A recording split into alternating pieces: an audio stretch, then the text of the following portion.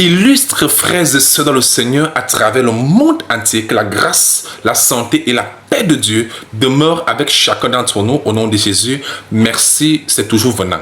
Toujours avec 2 mots posés sur le cœur, j'aimerais effectuer ce partage de la parole de Dieu sur la suite de ce que nous avons vu dernièrement sur la prière. Il s'agit de quoi? Il s'agit de comment prier selon la volonté de Dieu pour être exaucé. Comment prier selon la volonté de Dieu pour être exaucé. Beaucoup prient et ne reçoivent pas l'exaucement de leur prière parce qu'ils ne prient pas selon la volonté de Dieu. Que peut-on connaître et comprendre de la volonté de Dieu pour être exaucé? Si le sujet vous intéresse, alors suivons la suite. Amen. 1 Jean chapitre 5, les versets 14 et 15, il est écrit: nous avons auprès de lui cette assurance que si nous demandons quelque chose selon sa volonté, il nous écoute. Ça signifie quoi? Avant de continuer, il faut d'abord clarifier les frères et sœurs sur le terme selon sa volonté.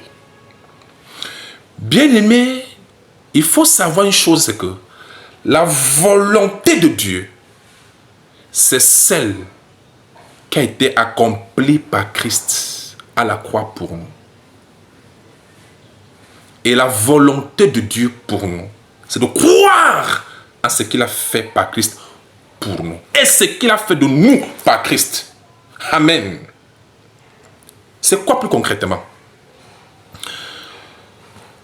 Dieu avait conçu en lui-même sa volonté et son dessein. Et il a mis cela en exécution par Christ pour nous. Afin que nous devenions ses enfants, ses héritiers, et que nous servions pour la gloire de Dieu. Voilà en réalité la volonté de Dieu. C'est écrit où? C'est écrit dans Éphésiens, chapitre 1, du verset 9 au verset 13. Je reprends ce que je viens de dire.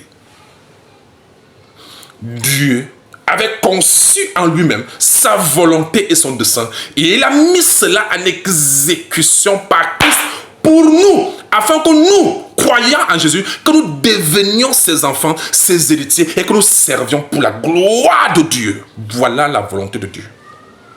Accomplie par Christ, nous qui croyons en lui, nous devenions ses enfants et nous servions pour sa gloire. C'est clair? Est-ce que c'est trop clair? Voilà pourquoi, quand nous parlons à Dieu, quand nous prions à Dieu, nous devons tenir compte de cette réalité-là. Voilà pourquoi il dit, si vous demandez quelque chose selon sa volonté, c'est qu'il faut tenir compte de la volonté de Dieu. Il faut tenir compte de ce qu'il a fait pour nous. Et ce qu'il a fait de nous, par Christ, et en Christ. Il faut tenir compte de cela. Je vais de manière plus terre à terre, de manière plus concrète, pour aider tout le monde à bien comprendre. Avant que Christ vienne sur la terre, ou bien avant que nous recevions Jésus-Christ comme Seigneur Sauveur, nous étions des pauvres pécheurs privés de la gloire de Dieu.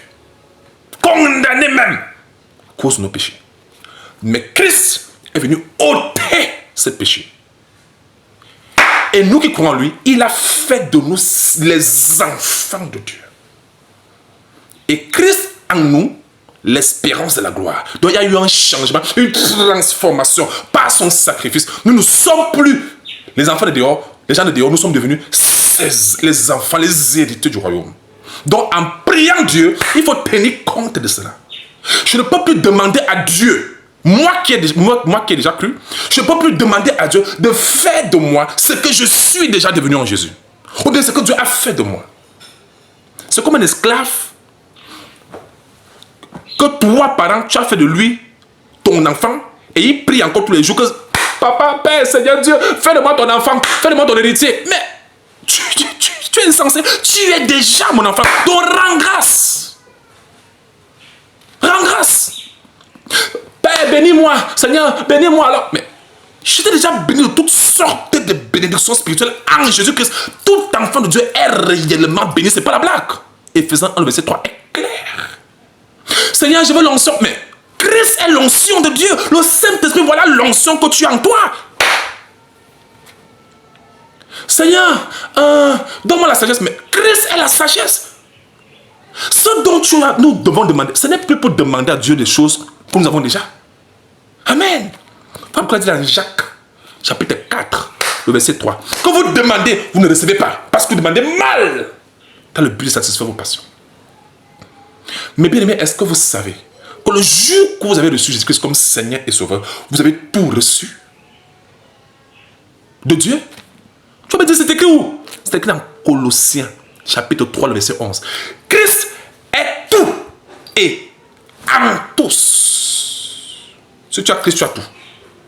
Y compris le salut et la vie éternelle. Christ lui-même est la vie éternelle. Celui qui a Christ a la vie éternelle. C'est écrit où? Jean 3, verset 36. Jean 3, le verset 16. 1 Jean 5, 11 à 13. Tout est clair là-bas. Amen.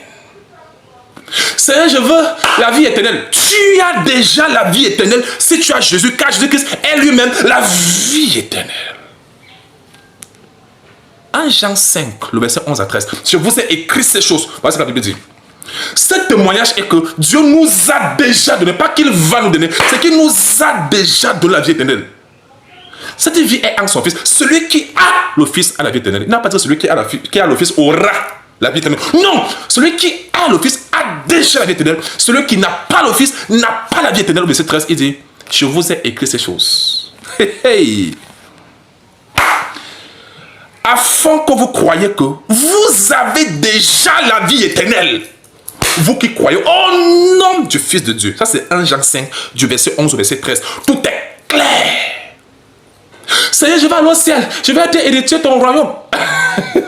Si tu es un enfant de Dieu, tu ne pries plus comme ça. Parce que tu es déjà l'héritier de Dieu. Co-héritier de Christ. Romains 8, 17 est clair. Tu es déjà citoyen du royaume. Tu n'es plus qu'un dehors, mais tu es citoyen du royaume. Si tu es devenu enfant de Dieu en Jésus. Éphésiens 2, le verset 19 est clair. Et tu es présentement, nous sommes présentement assis dans les lieux célestes en Jésus-Christ. Spirituellement. On est déjà dans ce royaume-là. C'est écrit où? Éphésiens 2, le verset 6. Donc quand nous prions à Dieu, nous devons prier selon sa volonté, en tenant compte de ce qu'il a fait de nous, ce qu'il a fait pour nous, pour sa gloire. C'est ça, prier selon la volonté de Dieu. Est-ce que c'est trop clair? Amen. Bien-aimés, les gens demandent à Dieu ce qu'ils ont déjà reçu en Jésus. Ils demandent à Dieu de faire d'eux ce qu'ils sont déjà devenus en Jésus. Comment ton esclave, qui est devenu ton enfant, ton héritier, qui a déjà tout reçu, prie encore que, donne-moi, pardon, tu es un héritier. Tu sais ce qui veut dire héritier de Dieu? Ça veut dire que tout est à toi. En Corinthiens 3, le verset 21, tout est à vous. C'est écrit. C'est pas la blague. Le problème, c'est que les gens n'ont pas pris conscience de cela. Vous savez combien d'enfants doivent prier? Savez-vous combien d'enfants doivent prier sur la volonté de Dieu? Ouvrez 1 Thessaloniciens, chapitre 5, le verset 18. C'est écrit, rendez grâce au Père en toutes choses. Rendez grâce en toutes choses, car c'est à votre égard la volonté de Dieu en Jésus. On a déjà reçu tout cela. Si vous même priez, c'est encore mieux de prier pour mûrir, pour grandir, pour se perfectionner, pour manifester ce que nous sommes déjà, tout en nous soumettant à la parole du Seigneur et à la conduite du Saint-Esprit. Est-ce que c'est trop clair? Amen. Je veux la foi. Non, tu as déjà la foi en toi. Sans problème de grandir dans la foi, de perfectionner, mûrir. C'est ça. Le problème, c'est que les gens sont troublés, ils ne savent pas. En Christ, on rend grâce. Amen. En Christ, on rend gloire à Dieu. Parce que tout ce que nous faisons, c'est pour la gloire de Dieu. Nous vivons pour sa gloire. Amen. Et tout ce que nous avons en Jésus, tout ce que nous avons dans ce monde, tout cela doit servir pour la gloire de Dieu. Amen. Bien aimé, il y a ce passage dans Marc 11, le verset 24 qui confirme encore cela. La Bible déclare, Jésus-Christ même parle, il dit, c'est pourquoi je vous dis, tout ce que vous demanderez en priant, croyez que vous l'avez déjà reçu. Et vous le verrez s'accomplir. Tout ce que tu demandes, tu as reçu cela. Même dans 1 Jean qu'on a lu là, chapitre 5 au départ, je relis encore 14-15. Il dit, nous avons auprès de lui cette assurance que si nous demandons quelque chose, selon sa volonté, il nous écoute. Et si nous savons qu'il nous écoute, quelque chose que nous demandions, il dit, nous savons que nous possédons, pas que nous posséderons dans l'avenir, non, nous possédons déjà. Tu demandes, sache que tu possèdes déjà cela en ayant Christ en toi. Il dit, nous savons que nous possédons la chose que nous lui avons demandé, ou en Christ. Nous avons tout. Là pourquoi Colossiens 3, le verset 11 dit, Christ est tout et en tous. C'est pas la blague, hein? C'est pas un jeu. Priez plutôt pour que cela se manifeste, que cela serve pour la gloire de Dieu, pour que nous mûrissions, nous grandissions, nous développions dans tout cela. Est-ce que c'est clair? Il faut se développer dans tout cela. C'est mieux. Amen. Amen. C'est trop clair? C'est trop clair? Que notre vie serve pour la gloire de Dieu. Il y a certaines prières qui ne sont pas faites pour les enfants de Dieu. C'est fait pour les païens. Je me rappelle autrefois, il me souvient autrefois, quand je commençais encore des longues années jusqu'aujourd'hui, je disais souvent, Seigneur, il y a ça à peu près 15 ans, 16 ans, je disais, Seigneur, pardon, fais de moi ton enfant. Pardon, fais de moi ton enfant. Fais de moi ton instrument. Seigneur, pardon, fais de moi ton instrument. Oui. Parce qu'en ce temps, je ne connaissais pas Dieu, j'étais pas en Dieu. Mais maintenant que j'ai reçu Jésus, c'est que je suis devenu enfant de Dieu en Jésus. Je suis devenu un enfant de Dieu. Je ne prie plus pour devenir ce que Dieu a déjà fait de moi en Jésus. Je rends plutôt grâce de ce que je suis devenu un enfant de Dieu. Un instrument très bien de Dieu. Je rends grâce pour cela. Je demande à Dieu de m'aider à me perfectionner, à mûrir, à me développer, à me perfectionner dans cela. Et non plus demander de recevoir. Je veux le Saint-Esprit, tu as déjà le Saint-Esprit. Je veux l'onction, tu as déjà l'onction. Christ est tout en toi. Toi, enfant de Dieu, c'est celui qui n'a pas Christ qui doit prier pour ces choses-là.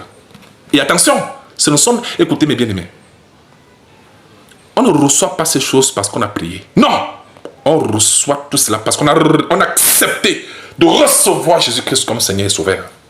C'est trop clair? Voilà pourquoi beaucoup aujourd'hui blaguent avec Jésus, pensant que c'est par la prière que les âmes seront sauvées. Erreur! Aucune prière humaine ne peut sauver l'âme.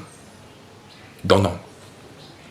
Seul quand ce homme-là reçoit Jésus-Christ comme Seigneur et Sauveur, c'est en ce temps-là qu'il reçoit lui-même le salut de la vie éternelle. Amen. Voilà pourquoi beaucoup blaguent, pensant que quand ils vont mourir, les gens vont prier pour eux, pour qu'ils deviennent les enfants de Dieu. Non, c'est tant qu'on vit, qu'on choisit de devenir enfant de Dieu. Comme on peut rejeter aussi de devenir enfant de Dieu. Est-ce que c'est clair? Tu vas me dire, mais c'est écrit où? C'est écrit dans Jean 3. Ah oui, Jean 3 est clair. On peut lire, hein? Vous allez lire du verset 16 pour lire le contexte, n'est-ce pas? Mais à cause du temps, je vais lire le verset 19. Il est écrit. Il dit, lisons 18, lisons à partir de 18. Il dit, celui qui croit en lui, parlant de Jésus, n'est point jugé. Mais celui qui ne croit pas est déjà jugé. Parce qu'il n'a pas cru au nom du Fils unique de Dieu. Le verset 19. Et ce jugement, c'est que la lumière, qui est Jésus, qui est sa parole, étant venue, les hommes ont préféré les ténèbres à la lumière. Parce que leurs œuvres étaient mauvaises. Vous voyez, les gens ont fait le choix de refuser Jésus. De suivre autre chose. Alors qu'il n'y a de salut en aucun autre. Quand Jésus-Christ est seul.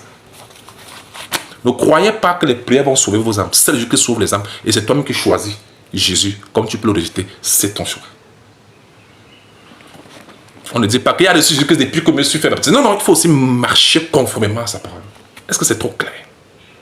Amen.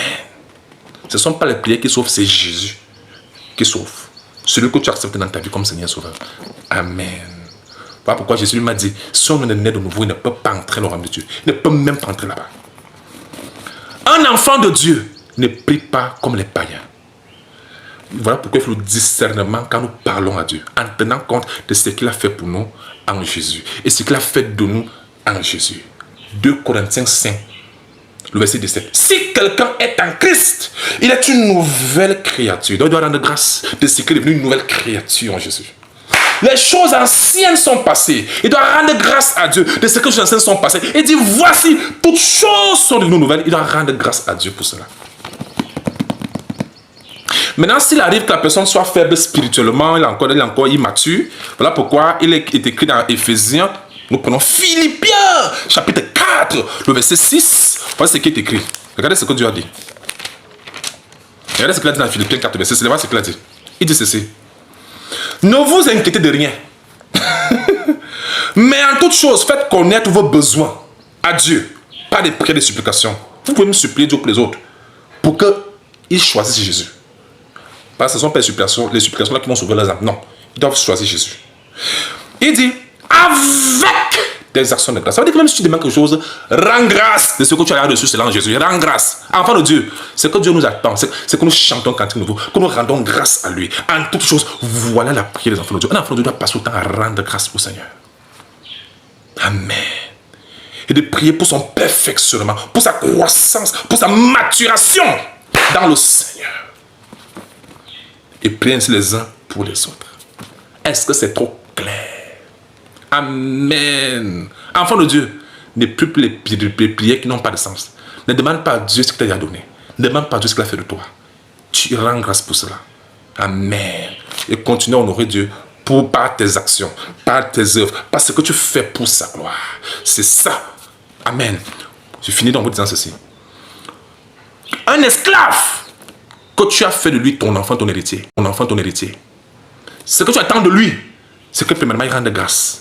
Deuxièmement, qu'il t'honore par sa vie. La manière qu'il vit doit te faire honneur. C'est comme ça qu'il doit te rendre gloire. Amen. En parole, en action. Et non, on peut plus venir commander que pardon.